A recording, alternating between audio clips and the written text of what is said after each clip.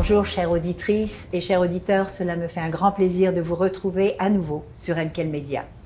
Permettez-moi de vous remercier de votre intérêt grandissant pour notre plateforme qui traite de sujets divers et touche et préoccupe la communauté d'affaires et le grand public.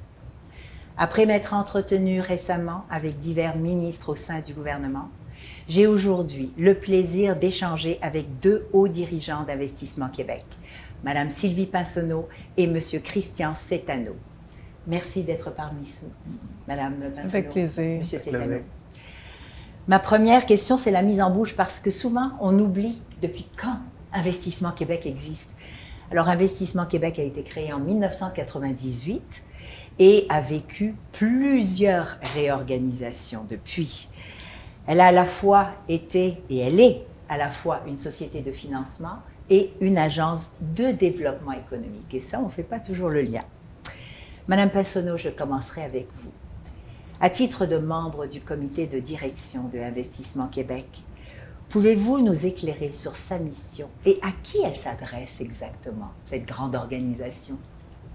Avec plaisir, Madame Henkel. En fait, je vais tenter de le simplifier au maximum. On est un créateur de croissance chez Investissement Québec. Effectivement, il y a eu plusieurs réorganisations, mais toujours pour le mieux, toujours pour mieux répondre aux besoins des entreprises, parce que c'est ça notre marché. Ouais. Et notre marché est constitué principalement de PME. Alors, un peu comme votre auditoire aujourd'hui, beaucoup de PME qu'on aide de façon très, je dirais, proche d'eux. C'est une question de relation qu'on entretient avec eux pour leur offrir le financement et aussi l'accompagnement pour assurer leur croissance. C'est pour ça qu'on aime ça se présenter comme un créateur de croissance. Et on a des équipes qui ont différentes expertises, différents talents, que ce soit au niveau de la transformation numérique, que ce soit au niveau de la transition énergétique des entreprises, comment exporter, comment trouver des clients. Alors, on a un volet accompagnement qui est très puissant depuis, justement, le nouvel Investissement Québec, qui a été formé il y a quelques années.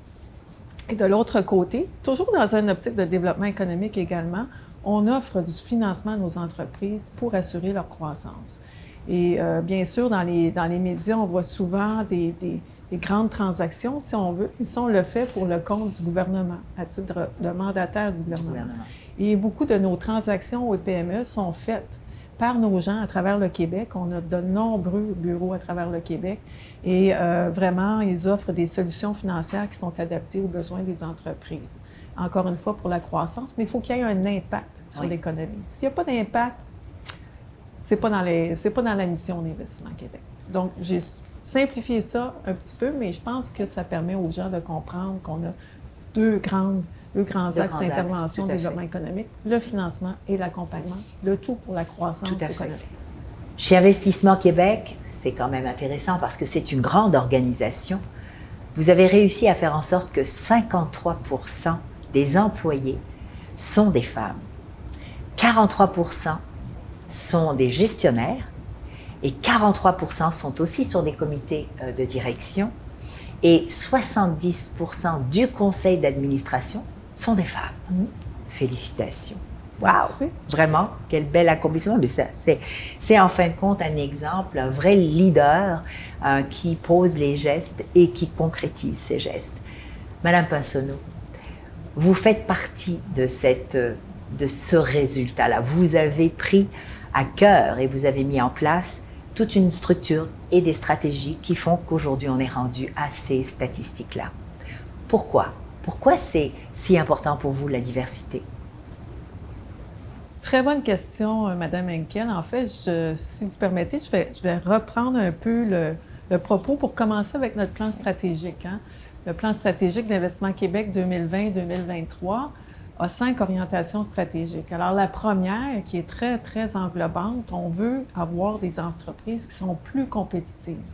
Et ça passe par la hausse de la productivité et de l'innovation. Quand on sait qu'une entreprise qui adopte des pratiques éco-responsables, mais aussi des pratiques dans la diversité des genres et qu'il y a de plus en plus de femmes dans les entreprises, quand on sait qu'elles sont plus rentables, plus innovantes, alors on voit tout de suite le lien direct entre vraiment ce qu'on veut faire, c'est-à-dire avoir plus de femmes dans des positions d'influence au sein de nos entreprises avoir plus de femmes dans les conseils d'administration et avoir plus de femmes dirigeantes d'entreprises, fondatrices d'entreprises. Alors pour nous, c'est une question de priorité parce qu'il y a un lien direct avec la hausse de la compétitivité, de la rentabilité. Également, dans notre plan stratégique, on a parlé de l'orientation de compétitivité, mais on a aussi l'accompagnement des entreprises pour les aider à exporter, oui, pour avoir plus de gros investissements internationaux qui viennent s'implanter au Québec. Alors ça aussi, c'est une des orientations stratégiques importantes et ça passe par le talent. Alors pour avoir du talent pour réussir ces grandes ambitions-là, ces grandes orientations-là, c'est sûr que ça nous prend des femmes qui sont innovantes, qui sont créatives et, encore une fois, qui vont amener de la compétitivité. J'arrive maintenant dans une autre orientation stratégique qui est de combler les lacunes dans la chaîne des capitaux. Et là, on va comprendre ensemble pourquoi c'est si important. C'est parce que, même encore aujourd'hui, on a des femmes remplies de talent qui veulent partir en affaires, mais il existe des biais psychologiques, que ce soit par femmes, hommes, qui analysent les dossiers. Il existe des biais psychologiques qui font en sorte que le financement était plus difficile pour une femme qui voulait se partir en affaires. Et nous, on en a fait une priorité de contrer un peu ces préjugés-là, ces biais psychologiques-là, et de favoriser l'accès aux capitaux pour les femmes, pour qu'on ait plus d'entreprises dirigées par des femmes et plus de business qui sont partis par des femmes qui sont vraiment des start-up. Alors, pour nous, c'est une question de priorité. Alors, j'ai parlé des orientations stratégiques. Notre 5e orientation stratégique, je ne vais pas trop en parler, c'est de faire évoluer l'organisation. Puis pour le faire, il faut se mettre au... faut tout le monde. Et il faut adhérer au concept, au principe de ESG. Et la diversité des genres vient vraiment donner une bonne, je dirais, trajectoire, une bonne poussée pour y arriver. Chaque, je dirais, orientation stratégique se découle en actions concrètes. Pour ne pas rester dans des grandes ambitions, si on veut. Alors, nous, on transpose ça dans des plans d'action annuels et chaque action est évaluée, mesurée de façon trimestrielle. Comme ça, on est sûr d'avoir des résultats. C'est là où M. Cétano arrive. Ah, M. Cétano, c'est l'évaluation. C'est certain. Tout ce qui se mesure s'améliore. Hein, oui, tout à fait. Exactement. Et se remesure, et se remesure. Alors, pour nous, compte tenu que c'est une priorité, vraiment l'accès aux capitaux pour les femmes, d'avoir plus de femmes qui sont propriétaires d'entreprises, qu'elles aient accès au financement, à l'accompagnement pour croître, pour la croissance, puis qu'on soit des partenaires dans tout ça, c'est certain que pour nous, c'est quelque chose d'extrêmement important. Mais comme toute chose, je pense, M. Cétano, c'est plus on va voir les résultats, plus ça devient tangible, ces actions-là. Je pense que vous devenez aussi un acteur de changement parce qu'on parlait des biais tout à l'heure. Il y a des biais qui sont conscients, mais il y a des biais qui sont totalement inconscients. C'est juste une façon de faire qui revient.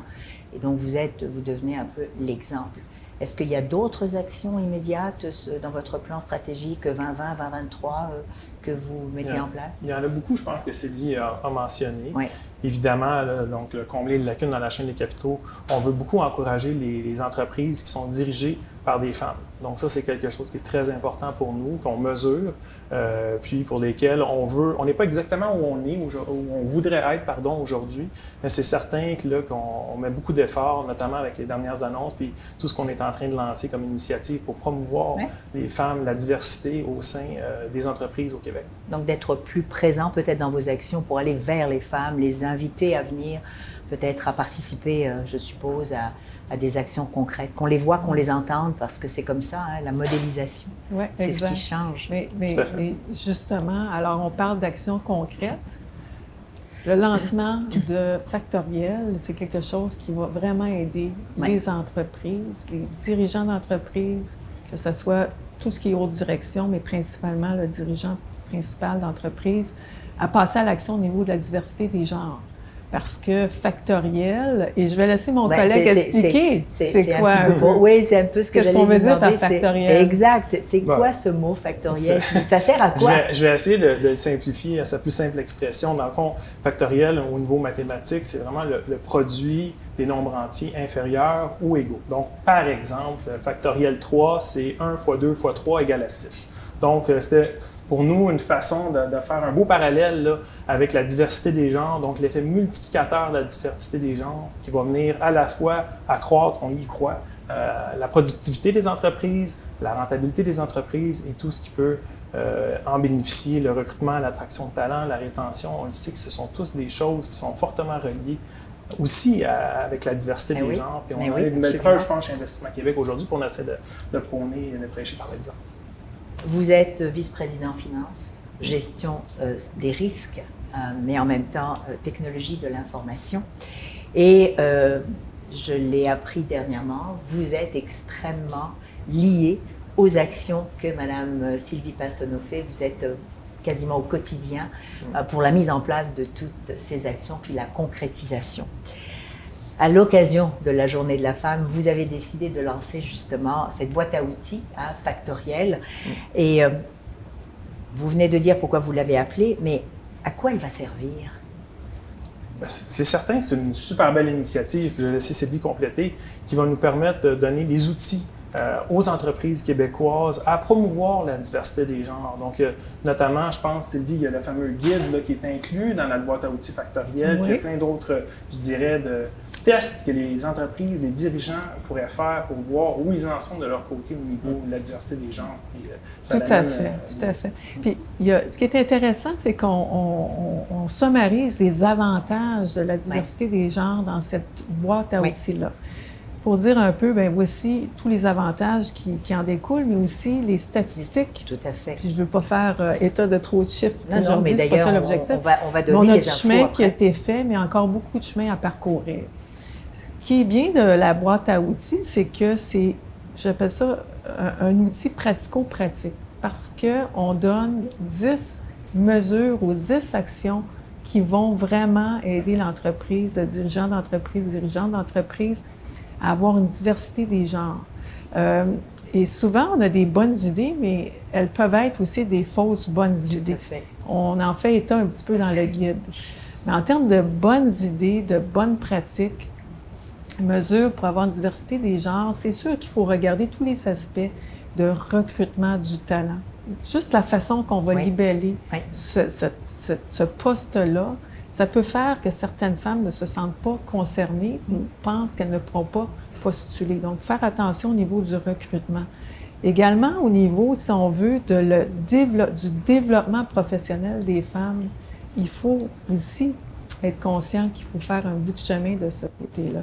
En fait, il y a 10 mesures meilleures pratiques très intéressantes. Je les ai lues, puis je vous félicite parce que d'abord, elles sont concises, mais c'est facile, par exemple, pour une spécialiste ou une vice-présidente RH, et même pour les équipes ou les chefs d'équipe, de pouvoir prendre conscience à quel point c'est pas si compliqué que ça, mais des fois, on n'y pense pas. On est encore dans nos fameux biais inconscients. Exact, donc, c'était super intéressant et je vous en félicite parce que j'ai trouvé ça facile à lire, facile à comprendre et facile même à mettre en place. Ça prend juste la volonté de le faire. Tout à fait. Puis une des meilleures pratiques, c'est vraiment d'assurer aussi un parrainage, un mentorat de certaines femmes. Ce qu'on fait chez Investissement Québec. C'est pas pour rien qu'on a des bons résultats en termes de parité ou presque. C'est parce que les femmes, on leur fait un chemin, on leur donne la place, l'égalité des chances. Elles sont parrainées et mentorées aussi par différentes personnes à l'interne. Et dans les meilleures pratiques, ce qu'on retrouve aussi, c'est que c'est pas juste l'affaire des femmes, c'est l'affaire de tous. C'est ça. Alors, d'impliquer les hommes dans le processus, c'est une bonne pratique. Absolument. Et on pense que c'est juste les femmes que ça concerne, donc ça va être juste les femmes qui vont faire les plans d'action, changer la culture, mais non, il faut vraiment impliquer les hommes dans tout ça. C'est ce qu'on fait chez Investissement Québec. On travaille toujours main dans la main dans tout ce qu'on fait. Puis on mentionne l'implication des hommes, ça n'a pas juste un effet bénéfique pour les femmes, ça a un effet bénéfique pour les hommes également, puis pour l'entièreté des employés de la société. Donc c'est vraiment une bonne façon de faire promouvoir la diversité. Puis de comprendre comment on voit les choses de façon complémentaire c'est ce qui permet justement d'atteindre même le même objectif, mais avec des idées différentes, nouvelles. C'est ça la créativité quand on l'appelle. Exact, Donc, exact. Félicitations. Non, j'ai trouvé le guide très intéressant. Il est très intéressant. Puis, si vous permettez, Mme Henkel, Oui. il y a aussi pour les chefs d'entreprise, si on veut aller dans la diversité des genres, il y a même un autodiagnostic qui est présenté pour voir on part de où. Puis, en fait, le guide va présenter le chemin à parcourir avec les meilleures pratiques et comment bâtir son propre guide de diversité des genres. On ne parle pas d'une thèse de doctorat, on parle de quelques pages, mais qui vont être très aidantes, qui vont outiller nos chefs d'entreprise. C'est pour ça que je vous dis, j'ai trouvé ça vraiment un outil facile à lire, facile à appliquer. Puis plus je le lisais, puis ça faisait comme des pop-up à chaque fois en disant « mais oui ». Tu sais, c'est comme « wow ». Je pense que l'important aussi, c'est pas juste de faire des choses ponctuellement, c'est vraiment d'y croire, de collaborer, de coopérer, comme c'est le cas chez nous, en équipe de direction ou en équipe de gestion. Les gens y croient vraiment à l'adhésion de tous, puis ça fait vraiment une grosse différence. Mais ça commence en haut, la décision se prend là, puis il faut engager tout le monde. C'est pour ça qu'on appelle ça du participatif, hein, c'est bien cela. C'est pas l'affaire juste de la direction ou juste des femmes, c'est de tous. C'est l'affaire de tous. De tous, vraiment. C'est comme ça que... D'ailleurs, vous lancez aussi un autre marqueur, je l'appellerai un nouvel indicateur de performance qui s'appelle Capital Femmes, et vous le lancez quasiment en même temps. C'est pour brosser le portrait de la représentation féminine dans les fonds d'investissement et au sein des entreprises québécoises. Vous voulez vraiment évaluer puis vérifier quelles ont été, en fin de compte, les capacités de ces femmes à obtenir du financement au niveau du capital de risque et du capital de développement. Alors, comment vous comptez vous y prendre? Encore une fois, tout ce qui se mesure s'améliore, donc c'est à nous de voir où on en est aujourd'hui, de mesurer, puis petite parenthèse, c'est les entreprises qui ont profité du financement de ces fonds d'investissement-là. Donc, pas toutes les entreprises, donc vraiment celles-là. Puis, il y a vraiment d'excellents chiffres là, en termes de pourcentage d'entreprises qui sont dirigées ou pour lesquelles il y a des femmes qui sont dans l'équipe de direction. Donc, vraiment des excellents chiffres jusqu'à présent. On compte continuer à les mettre en place. Je pense qu'il faut faire un parallèle aussi avec toutes les initiatives ESG qu'il y a en ce moment. On en parle beaucoup avec les fonds d'investissement. Donc, ça fait partie, c'est un tout, l'implication des fonds d'investissement, l'impact d'Investissement Québec, l'impact des entreprises de financement qui financent et qui promouvoient tous les critères d'environnement, de société et de gouvernance. Donc, c'est vraiment important. On parle de plus en plus de fonds d'impact, d'impact dans la société, comme vous l'avez dit, les ESG et autres. Donc, vous vous dotez maintenant d'un outil pour améliorer les choses parce que connaissant un petit peu Mme Pinsonneau, connaissant un petit peu l'organisation, je vous découvre aussi. Je sais que c'est toujours à faire mieux. Vous tendez toujours à améliorer les choses concrètement. Donc, on n'est pas dans du peut-être, vous êtes dans du concret. Je pense que c'est à ça que va servir cet outil de performance. Je pense que si vous permettez, Mme Henkel, cet outil-là, ce qu'on veut faire cette année, vraiment, c'est voir s'il n'y a pas d'autres organisations qui veulent se joindre à nous pour avoir un indicateur encore plus percutant. C'est-à-dire que la communauté, l'écosystème, si on veut, d'investissement dans les fonds, conjointement, on peut avoir une très grande force de frappe. Comme qui? Comme nos partenaires usuels. On a BDC, EDC, on a les fonds fiscalisés, fonds FTQ, on a fonds d'action CSN. C'est des joueurs avec lesquels on investit de façon, la Caisse de dépôt, qu'on investit de façon conjointe dans les fonds d'investissement. Alors, c'est sûr que nous, on a pris notre portefeuille de fonds, puis c'est à partir de notre portefeuille de fonds qu'on a pu dégager certaines données qu'on va suivre dans le temps. Alors, nous, ce qu'on veut faire cette année, c'est d'avoir une plus grande portée avec d'autres joueurs qui se joignent à cet indicateur-là, pour que ça devienne un indicateur d'écosystème. Mais Investissement Québec a été précurseur dans tout ça, parce qu'on a été les premiers à lancer cette idée-là. C'est notre consoeur de travail qui pilote tout ça, qui a en charge les fonds d'investissement. Et donc, on va encore avoir une plus grande influence, si on veut, sur l'évaluation de nos gestionnaires de portefeuille des fonds d'investissement parce qu'ils vont être évalués notamment sur les principes de ESG. Tout à fait. Et dans le ESG, ça prend de la diversité des genres. Absolument. Bravo, parce que ça me rappelle le premier indice entrepreneurial du Québec qui a été lancé aussi. C'est à peu près la même chose pour mesurer concrètement. Pour mesurer. Voilà, puis ça a été plusieurs organisations qui se sont mis ensemble pour le faire et on voit les résultats aujourd'hui. Avant, on disait, ben, on a peut-être environ 11% des femmes qui se lancent en affaires, combien, mais on ne savait pas vraiment et dans quelle région, alors que là, c'est précis. Donc, je pense que c'est dans la même optique. En tout cas, félicitations. Merci. Monsieur Cétano, aujourd'hui, est-ce que vous pouvez dire que vous êtes satisfait de l'accès qu'on donne aux femmes à certains fonds d'investissement ou à des capitaux de risque? Je pense qu'on s'est donné des objectifs ambitieux, puis on peut toujours faire mieux. Aujourd'hui, on n'est pas tout à fait au niveau qu'on souhaiterait être, mais on est en amélioration. Ça, c'est une chose qui est bien importante. Par contre, on vise encore plus haut. Puis, comme on dit aujourd'hui, la raison pour laquelle on lance ces initiatives-là, que ce soit Factoriel ou que ce soit Capital Femmes, c'est justement pour plus on en parle, plus on y croit, plus on promouvoit, plus on devrait avoir des résultats. Donc, ensuite, c'est à mes équipes à les mesurer, ces fameux résultats-là. Donc, pour le moment, on n'est pas exactement au drive puisqu'on est très ambitieux, mais ça va quand même bien. C'est correct. Comme je dis souvent, c'est de reconnaître là où on doit améliorer les choses et de poser les gestes pour les améliorer. C'est ça qui fait que ça fonctionne. Je veux dire, c'est même comme ça qu'on découvre où est-ce qu'on doit améliorer. Et ça, l'amélioration avec le mouvement rapide de la vie et de l'économie, on n'a plus le choix. On n'a vraiment plus le choix. On est, Madame Pinsonneau et Monsieur Cétano, on est dans une, je disais dernièrement, on essaie de se relever ou de relever la tête après ces 2 années difficiles avec la COVID-19, sur tous les plans, sur le plan personnel, mais aussi sur le plan professionnel, particulièrement certaines activités d'entreprise. Et là, on se retrouve face à une guerre en Ukraine. Pour certains, elle est loin encore, cette guerre. Pour d'autres, elle est très, très proche. On sait qu'il va y avoir un impact économique, même au niveau mondial. Comment, aujourd'hui, Investissement Québec peut ou se prépare ou est préparé peut-être à venir en aide au cas échéant aux dirigeantes et aux dirigeants, aux entrepreneurs du Québec?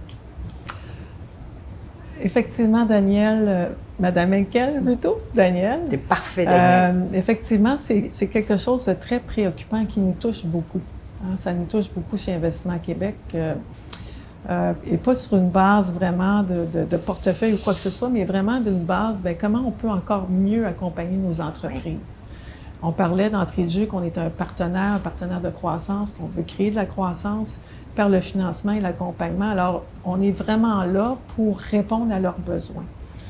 On a une proximité avec nos chefs d'entreprise, alors on les écoute, on les aide, que ça passe par nos prêts de fonds de roulement qui peuvent être mis de l'avant, que ça passe au niveau de l'accompagnement pour l'exportation, parce que peut-être certaines entreprises perdent des marchés d'exportation. Complètement. Que ça soit du côté de l'approvisionnement. Hein, il y en a qui font des importations de produits de cette région-là. Alors, comment on va aider nos entreprises à trouver des nouveaux fournisseurs, aider ces fournisseurs-là à être plus productifs avec nos équipes vraiment de transformation technologique. Alors, il y a différents leviers qu'on peut utiliser pour aider à assurer une croissance économique de nos entreprises. Et en même temps, bien, je pense que ça prend beaucoup d'empathie. Et on a justement, Investissement Québec, on a ouvert la porte à des dons pour aider les gens qui ont de la difficulté en ce moment au niveau local comme tel. Oui, mais il va y avoir une exode. Hein. C'est automatique et il faut qu'on soit prêt à ça. Ce qui est peut-être aussi intéressant, c'est au niveau de la main-d'œuvre. Peut-être que là aussi, on va pouvoir acquérir aussi une main-d'œuvre avec une capacité, du potentiel, donc c'est bien. Mais je pense qu'on peut le regarder comme étant une opportunité, justement ce qui se passe, vous l'avez dit tout à l'heure, peut-être aider à voir d'autres marchés. On ne pense pas souvent à l'Afrique, mais l'Afrique, c'est quand même un grand continent avec 952 millions de personnes et 250 millions à peu près de francophiles. Donc ça aussi, c'est un marché à explorer. Je pense qu'il va falloir s'adapter au changement. Donc nos équipes sont en place pour aider du côté de l'accompagnement et du financement pour répondre aux besoins. Parfait. Tout à fait. C'est certain qu'au niveau de nos entreprises qui sont en portefeuille aujourd'hui ou des entreprises qui ne sont pas servies par Investissement Québec, c'est certain que la crise actuelle va amplifier la pression sur la chaîne d'approvisionnement. Puis je pense il y a des choses qu'on fait au niveau de l'achat local pour voir comment les entreprises peuvent se réorganiser, pour aller chercher pas juste la main-d'œuvre, mais évidemment là, les fournisseurs, l'automatisation, tout le 4.0. Donc, c'est des choses qu'on va devoir être prêts. On est habitués. On a faire revivre nos manufactures. C'est ça, faire revivre nos manufactures. Remettre nos manufactures sur le bon chemin. Puis le prix des matières premières qui est en inflation importante. Oui. En ce moment, va avoir définitivement aussi un impact sur nos entreprises au Québec.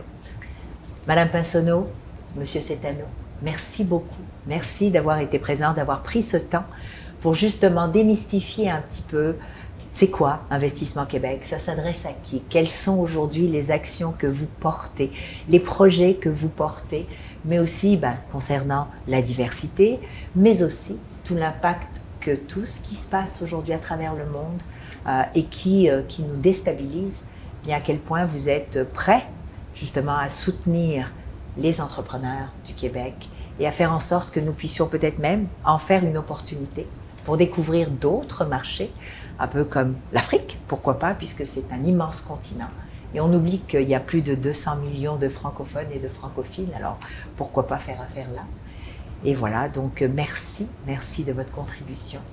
Ça nous rassure. Merci beaucoup. Un plaisir. Merci à vous. Merci à vous. Merci beaucoup.